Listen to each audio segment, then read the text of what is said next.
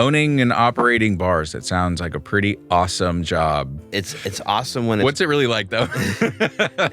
Listen, it's challenging. You have to work to overcome your challenges. I spent 2 years living in Russia, traveling all over the region and working it out. I can do anything. Wait, Bugsy Siegel had his personal safe? In the place, yeah. I think the secret to our success is...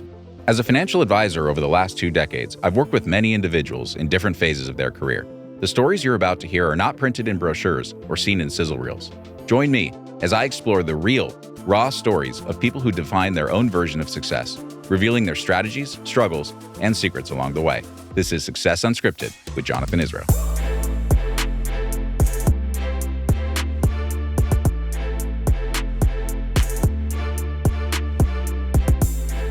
Today I sat down with Dimitri Komarov, co-founder of the 1933 Group, the team behind some of LA's most iconic restorations, the barrel-shaped Idle Hour in North Hollywood, the historic Highland Park Bowl, which is the city's oldest operating bowling alley, and Hollywood's legendary Formosa Cafe.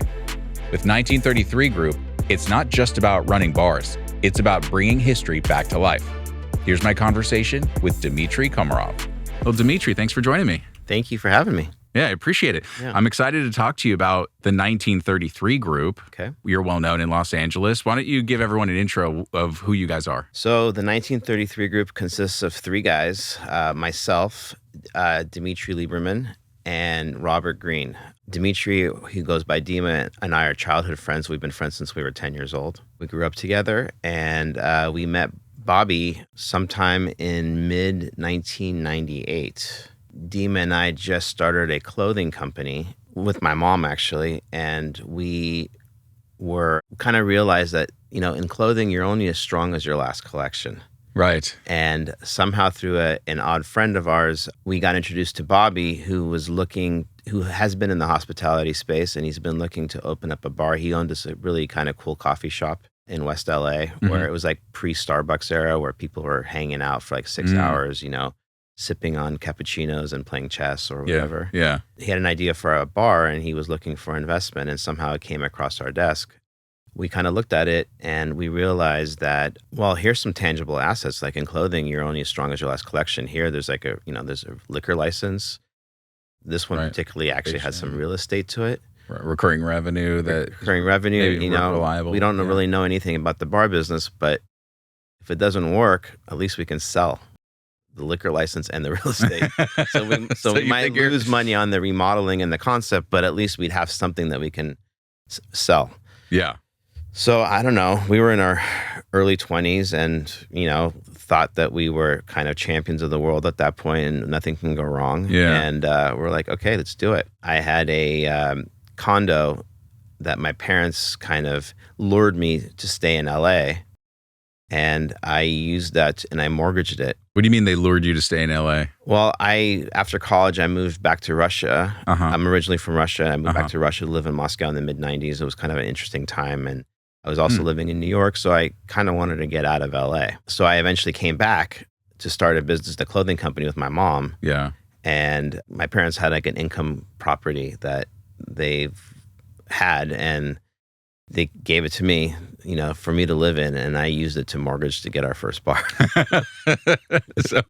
They lured you back successfully, and then you used it. So you mortgaged it to fund the. I mortgaged it to fund the first bar. What was the first bar? It was called the Bigfoot Lodge. It was in Atwater Village On Los Feliz. On Los Feliz. Yeah. Is that right next door to Giamella's? It's next door to Giamella's. Yes. I love we Giamella's. Actually. Yeah. Matt's been on the show, and Yes, that is a fantastic sub shop. Yes. It's awesome. Yeah. So we've eaten there quite a bit. Yeah. So between them and us, it was a Chinese restaurant, which is now owned by Giamella's. I think it's now their dining room. Oh, okay. Yeah. Oh, so we've been, you know, in the same spot for 27 years. Okay. So you've never been in the bar business, but Never. this opportunity comes around, and you just figure, what the heck? Yeah. I mean, Mortgage the place. We're going to try this out. What gave you the confidence to do that? That's a pretty big move. after college, I moved to go work for a buddy of mine in Russia. And it was in the mid-90s where, I mean, the Constitution, I think, changed maybe 100 times when I was there in 2 years. I was kind of just thrown in to the deep end. My buddy moved to Russia in the early 90s, and he started a company that was, they got the rights for importing a lot of the European spirits and not spirits, sorry, beers. They had the rights to like Corona and Beck's, and then they got the rights to like Perrier and Vitel, Red Bull back in the day. And Russia at that point did not have a proper distribution channel. In LA, for example, if you own a restaurant or a bar or a supermarket, you work with it's very strict and regulated. You work with a couple different distributors. You place an order, they come, they deliver it to your place every week. You have 30 days to pay, blah, blah, blah. In Russia, it was different. In the beginning, there was no structure. So essentially, you had your dolly and you had your minivan, whatever, or your van, and you would go to something like a cash and carry market. You would find your favorite kiosk and you would load up for your restaurant and you would bring it back and then come back and do the same thing every week. Oh, no way.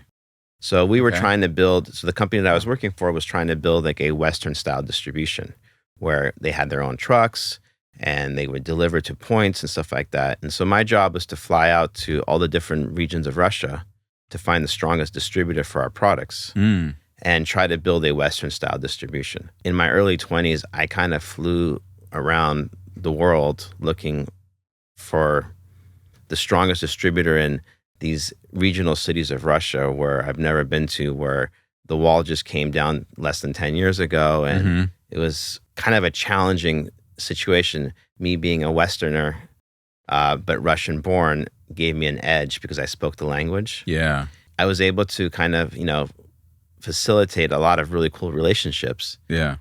In edges of the earth, from like the northern Arctic Circle to the very far east. And it just gave me a lot of confidence. When I came back to the US, I was like, I spent 2 years living in Russia, traveling all over the region and working it out. I can do anything. That's what I felt like. Yeah. It was probably not smart and a little way overconfident than I probably should have been. But restaurants and bars, they get grouped together. But I wasn't so risk averse at that point. I was also in my early 20s. I didn't really have much to lose. Yeah.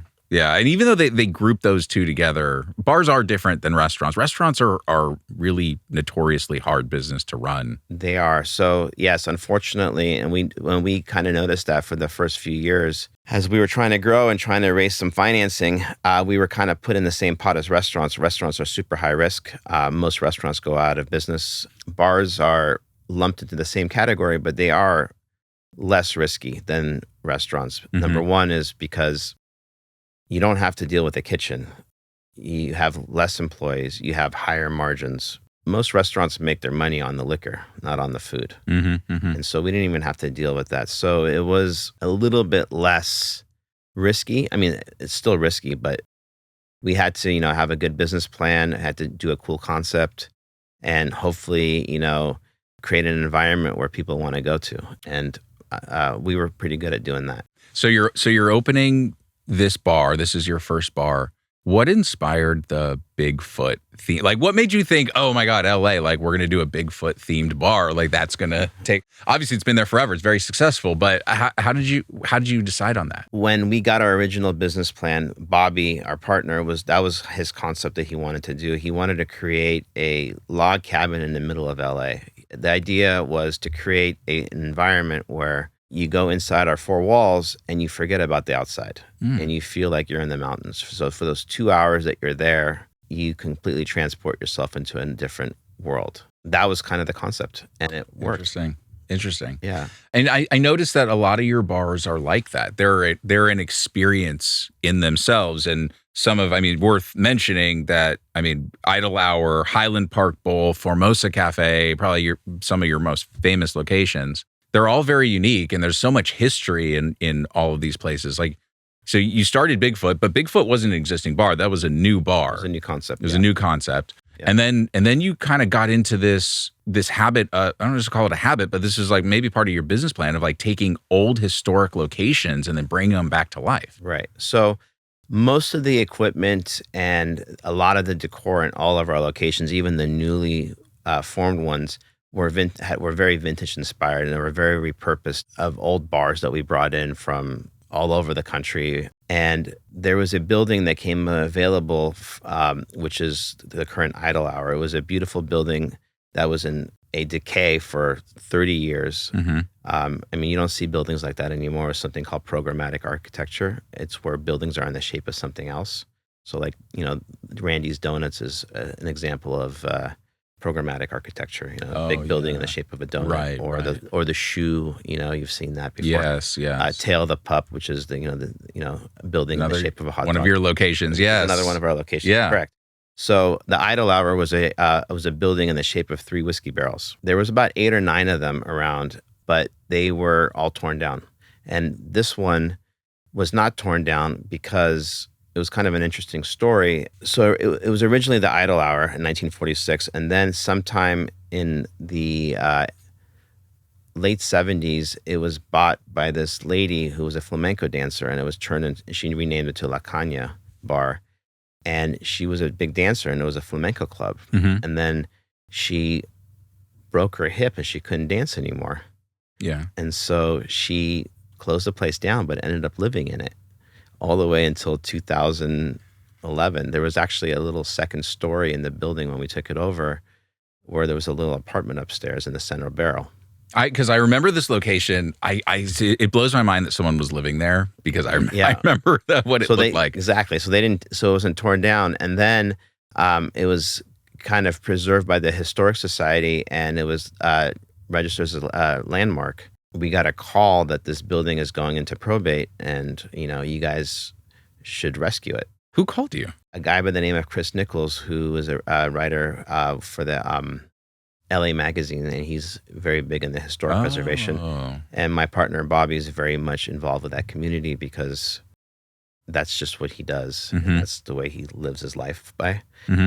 There was an auction, and we went in there and we won it.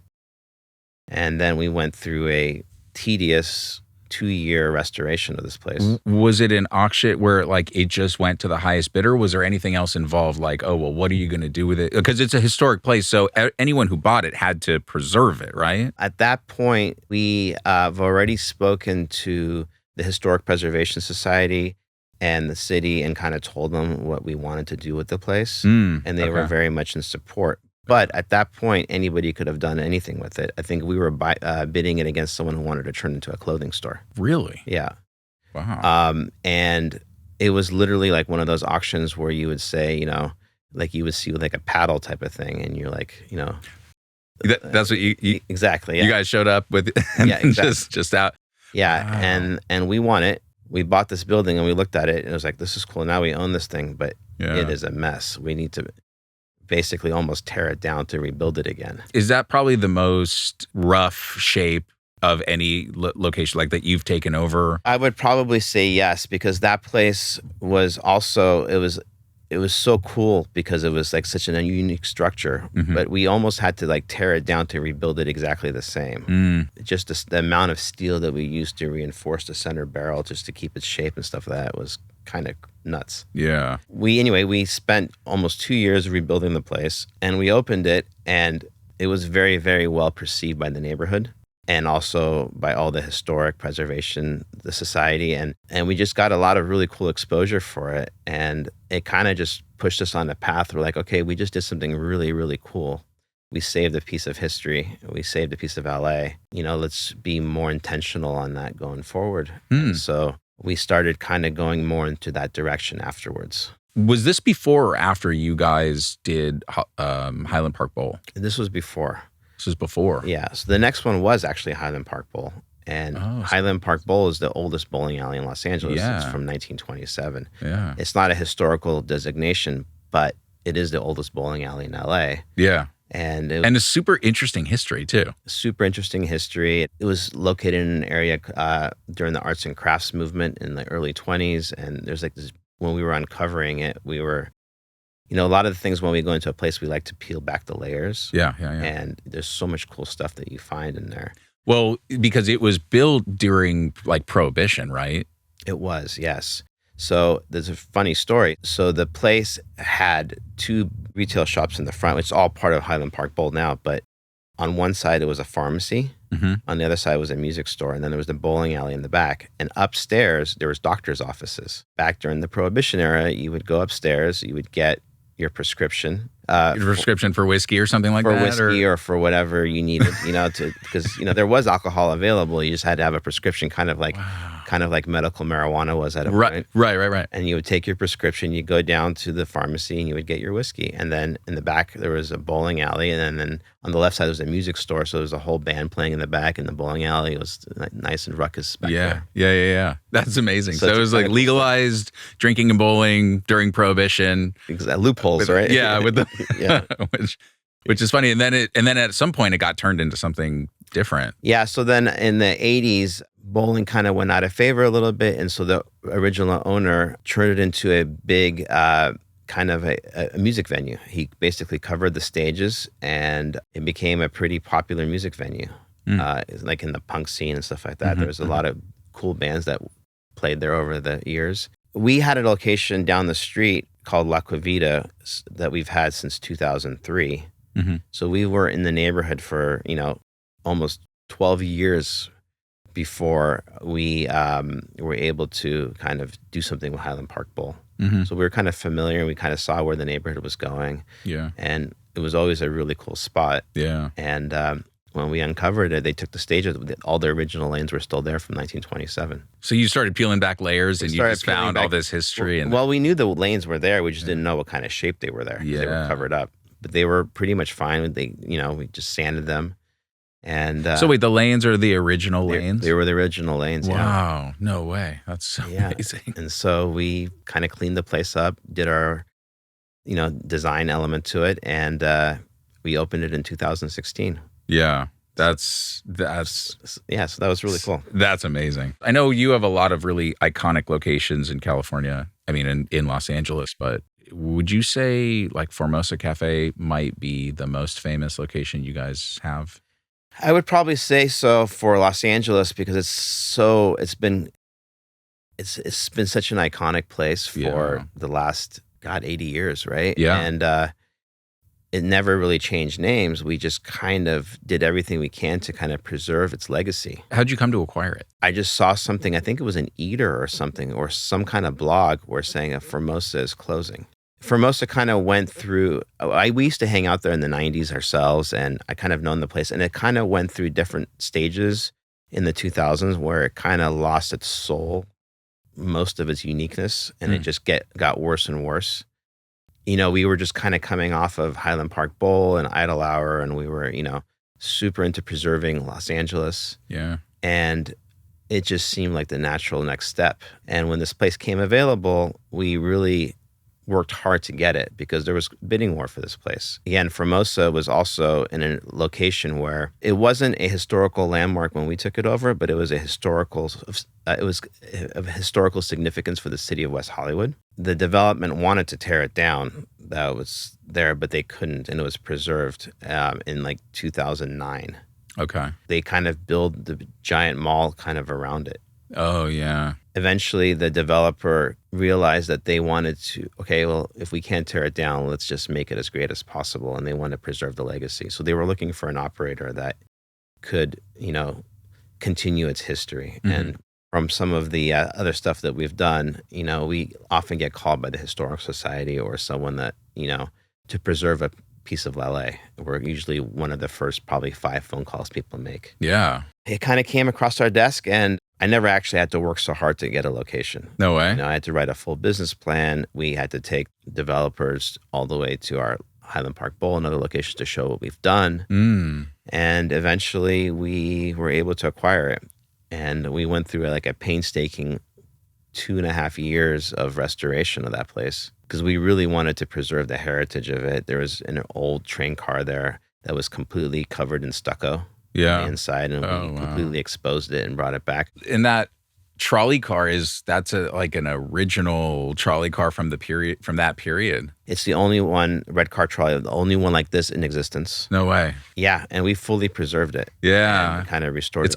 It's awesome. Yeah, and there's so many that location in particular. There's such a rich history there, because there's like very famous, legendary celebrity moments that have happened in Formosa Cafe. Well, the original studio, the Warner Brothers studios, were across the street. And there's been a lot of great stories that happened there. John Wayne was a regular there. And the former owner, he would stay he would get pretty lit inside, and the former owner would just lock him in, and he'd come back the next day, and he's cooking eggs in his underwear in the kitchen. No way. Yeah, That's Elvis Presley used to hang out there. There's a famous story about he came in for one night and he forgot to leave a tip to the waitress, and so the next day he came back and gave her pink Cadillac as a tip. as a tip. That's amazing. Yeah, there's a lot of a lot of cool stories there. Bugsy Siegel had his original safe in the place, so he used to hang out there. Wait, what? Yeah. Wait, Bugsy Siegel had his personal safe in the place. Yeah, it's actually highlighted. We've illuminated. We have a booth in there called the Bugsy booth, and his safe is on the floor there. How many bars do you guys? So we have 12 right now. 12 in Los Angeles. Yeah. So owning and operating bars, that sounds like a pretty awesome job. It's awesome when it's... What's it really like though? Listen, it's challenging. You're dealing with alcohol. You're dealing with people, We have an amazing staff, and there's no way any of our places would ever be successful without our staff. Almost all of our managers have been with us for a long time. We're like a family, and none of it could be possible without them. Yeah. Yeah. So what's your biggest challenge right now? Los Angeles is a difficult place to do business right now, with the rising costs of insurance and minimum wage. The city has kind of gone through some struggles over the last couple of years with the writer strikes and the fires and everything else. So challenges of the city and just of the costs of doing business is getting really hard. We're seeing a little bit of a shift that it's kind of going in the right direction this year. I think 25 was very challenging. 24 was also challenging, but I feel like the tides are starting to turn this year. They say that the young people aren't drinking anymore. They aren't. They're not drinking nearly as much now with cannabis and in the marketplace. They're choosing other things to do. We hope that they will continue. Yeah, exactly. I know, but you have to create a reason for them, and you have to create an environment. Well, that's just the thing, is like you have to have a reason to go out and do something like that. And I know that's why my wife and I, one of the places we love is Lucky Tiki. Oh. It's just like a really unique experience. Right. And I don't know, like I really love a good tiki bar. I don't know. Like, I think it's such a cool concept. I don't know why there aren't more tiki bars, but we'll go, and obviously it's a speakeasy. So it's entertaining. Like from the very beginning, when you get there, it's a unique experience. And then the cocktails are like, they're insane. Like some of them are on fire, like, when they come to you. Are you going to do more tiki bars?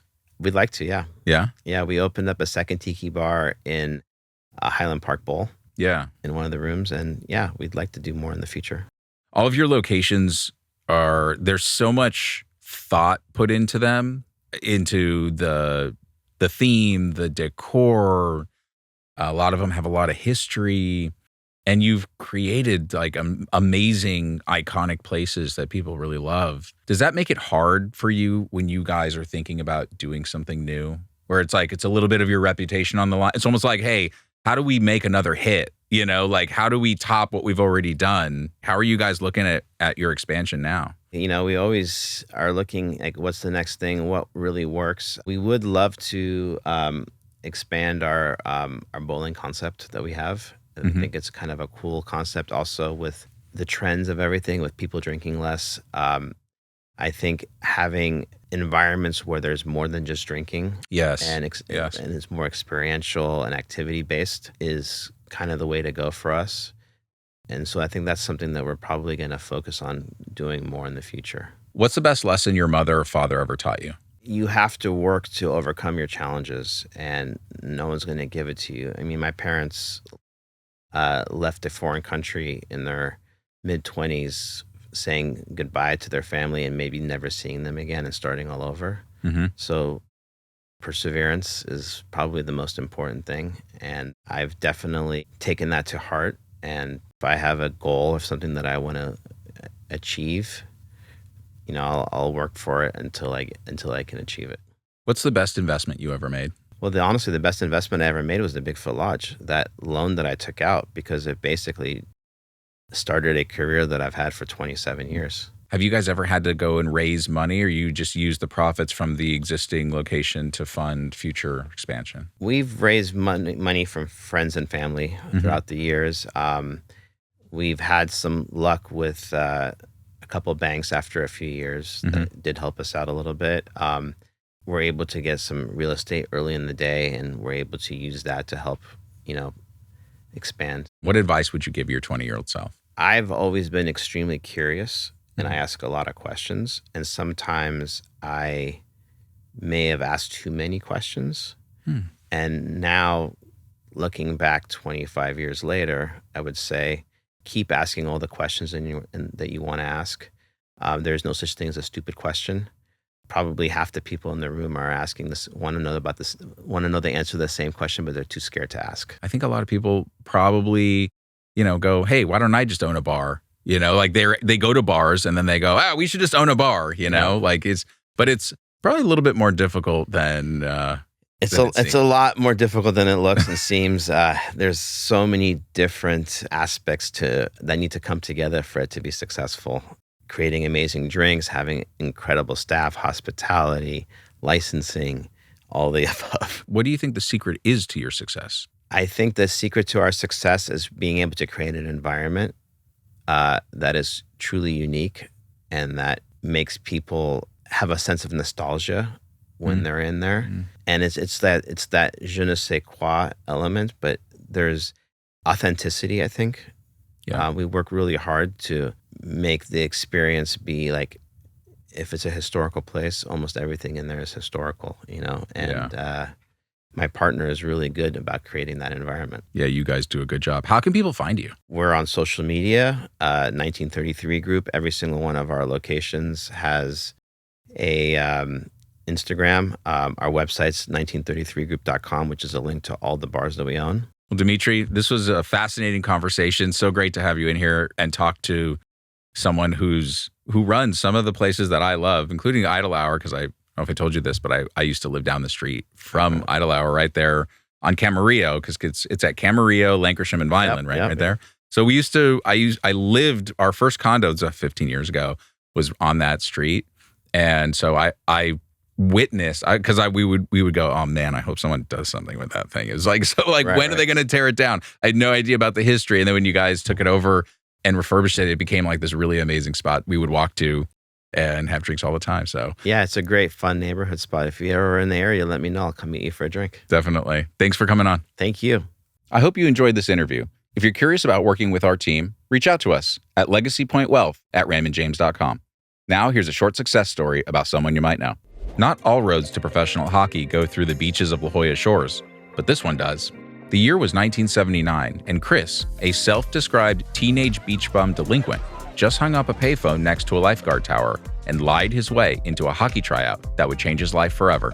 To understand how that future Hall of Famer ended up in that moment, you have to go back. The son of Greek immigrants, Chris grew up on Chicago's South Side, splitting his time between hockey and helping at his father's restaurant. His talent was clear, and his father hoped hockey would earn him a college scholarship. But just as Chris made his varsity team, the family lost the restaurant and moved to San Diego for a fresh start. San Diego offered sunshine, not hockey. With no strong competition, Chris drifted toward the beach and away from the rink. After high school, he enrolled at United States International University, which had just launched an NCAA hockey program, but he was cut immediately. His hockey story should have ended there. Instead, fate intervened on La Jolla Shores. A friend who'd made the college team told Chris he was leaving to play for a Tier 2 team in Moose Jaw, Saskatchewan, and urged him to call the coach. Chris figured he had nothing to lose and walked to the payphone.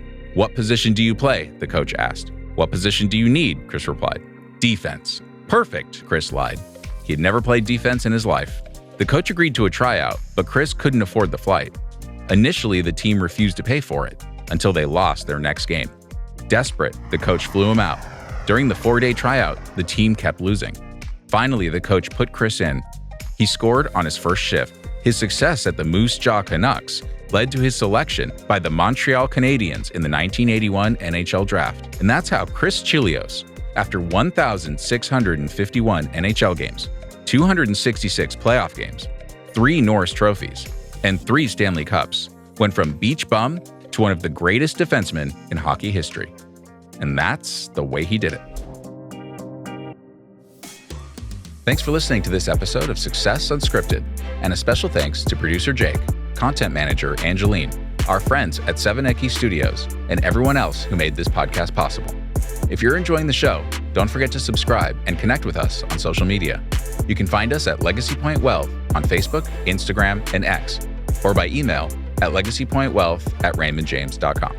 Until next time, thanks for listening. This material is being provided for informational purposes only and is not a complete description nor recommendation and should not be relied upon as investment advice or the basis for making any investment decisions. It does not constitute an offer to sell or a solicitation of an offer to buy any specific product or service. Raymond James does not provide legal or tax advice, and we recommend listeners obtain appropriate, independent professional advice. Raymond James is not affiliated with nor endorses the opinions or services of any of the mentioned individuals or entities. Some of the views and opinions expressed may not be the views of Raymond James.